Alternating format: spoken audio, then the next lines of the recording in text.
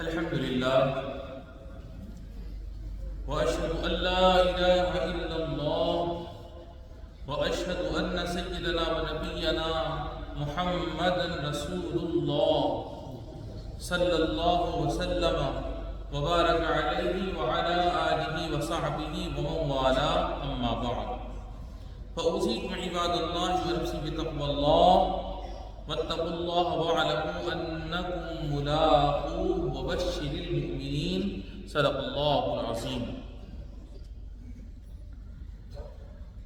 میرے واجب الاحترام بزرگوں اور عزیز ساتھیوں، آج ہمارے خطبے کا موضوع ہے نسل کی افزائش اور آل و اولاد کی کثرت اسلام میں مطلوب و مرغوب ہے۔ عزیزان گرامی قدر، بلا شبہ ہمارا خاندان اور ہماری اولاد خوشی اور انسیت کا سامان ہے۔ بچے دنیاوی زندگی کی زینت اور مستقبل کے معمار ہیں۔ ہمارے بیٹے بیٹیاں اور پوتے پوتیاں عظیم نعمت ہیں۔ چنانچہ خدا عز و جل کا ارشاد ہے واللہ جعل لکم من انفسکم ازواجا وجعل لکم من ازواجکم بنین وحفظا، یعنی اور اللہ تعالیٰ نے تم ہی میں سے تمہارے لیے بیویاں بنائی اور پھر ان بیویوں سے تمہارے لیے بیٹے اور پوتے پیدا کیے۔ الغرض، نسل میں افزائش اور فیملی میں اضافہ ایک قیمتی عطیہ ہے۔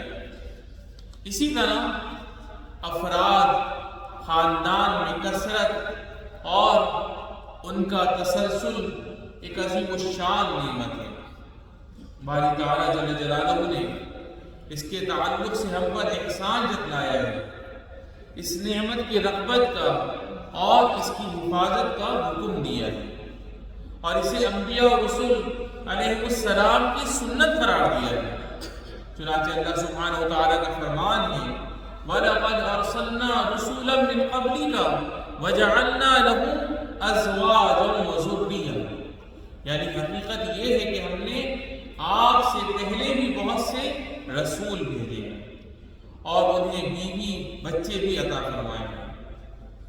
اسی لیے انبیاء اور اتقیاء آل و اولاد کی خواہش رکھتے تھے اور باری تعالیٰ سے اس کی دعا کیا کرتے تھے۔ چنانچہ سیدنا زکریا علیہ السلام نے اس طرح دعا کی تھی رب ہب لی من لدنک ذریۃ طیبہ انک سمیع الدعاء، یعنی اے میرے رب مجھ کو خاص اپنے پاس سے اچھی اولاد عطا فرما دے، بے شک تو دعا کو بہت سننے والا ہے۔ آل و اولاد کی تمنا کرنے والوں، نبی رحمت للعالمین صلی اللہ علیہ وسلم کو اپنی امت کی زیادتی بہت محبوب ہے۔ اسی لیے آپ صلی اللہ علیہ وسلم نے لوگوں کو کثرت اولاد کی اس طرح ترغیب دی ہے تزوجوا الودود الولود فإنی مکافر بکم الامم، یعنی ایسی عورتوں سے شادی کرو جو بہت محبت کرنے والی اور خوب بچے جننے والی ہیں، کیونکہ میں تمہاری کثرت کے باعث دیگر امتوں پر فخر کرنے والا ہوں۔ بلکہ حضرت صلی اللہ علیہ وسلم نے اپنے بہت سے اصحاب کے لیے بچوں کی کثرت اور اولاد میں برکت کی دعا فرمائی تھی۔ آپ صلی اللہ علیہ وسلم کی اس دعا میں واضح دلالت ہے کہ بچوں کی پیدائش میں بہت زیادہ اجر و ثواب ہے، اور اولاد کی زیادتی خیر و برکت کا سبب ہے۔ اسی لیے میرے دوستوں، اپنے بال بچوں سے محبت کرو، اپنی نسل میں اضافے کی کوشش کرتے رہو اور رب کریم کے اس فرمان پر عمل کرتے رہو وَابْتَغُوا مَا كَتَبَ اللَّهُ لَكُمْ، اور جو کچھ اللہ نے تمہارے لیے لکھ دیا ہے اسے طلب کرتے رہو۔ یعنی شادی کا سب سے عظیم مقصد حاصل کرنے کی کوشش کرو۔ واضح ہو کہ اس سے بیٹوں اور بیٹیوں کا حصول مراد ہے، اور تم فیملی پلاننگ مت کرو اور اپنے بعد اپنی نسل کے مختصر یا منقطع ہونے کا سبب مت بنو۔ یا ایھا الذین آمنوا اطیعوا اللہ واطیعوا الرسول واولی الامر منکم، اقول قولی ھذا واستغفر اللہ۔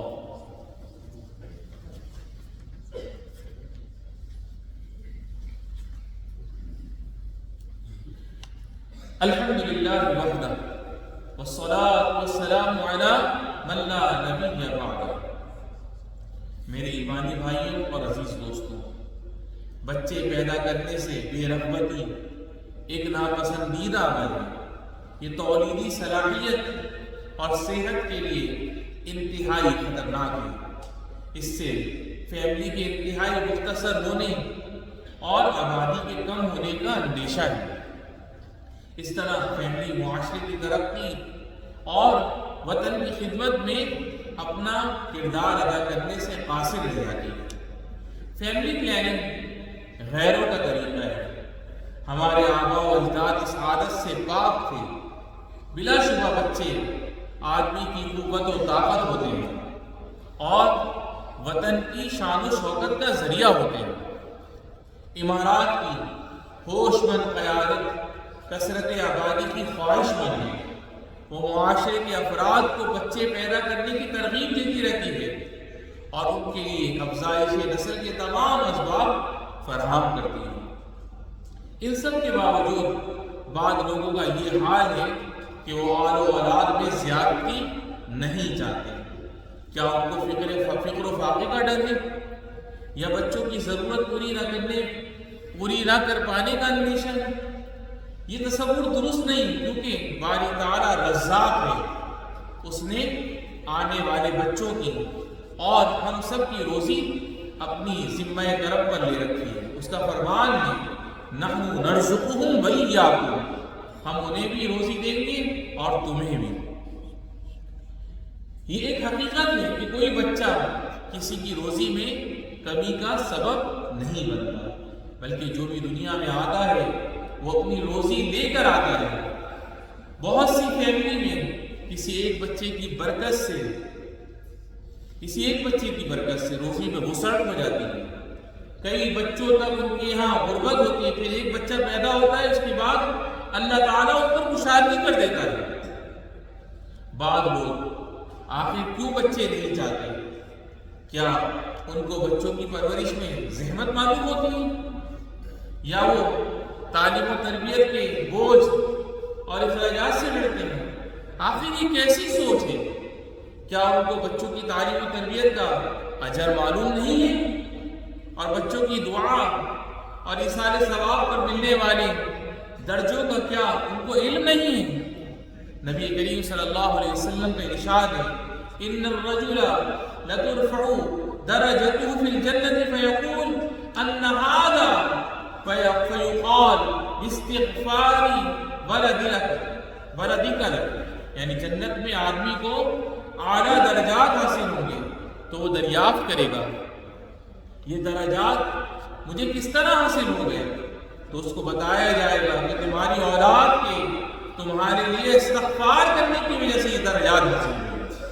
سبحان اللہ۔ میرے دوستوں، آدمی کی بس اتنی ذمہ داری ہے کہ وہ اپنے بچوں اور بچیوں کی تعلیم و تربیت میں لگ جائے، روزی کی کوشش کرتا رہے اور اس سلسلے میں اللہ پر توکل کرے، اس سے دعا کرتا رہے اور اپنے کو اولاد کی نعمت و برکت سے محروم رکھنے کی قطعاً کوشش نہ کرے۔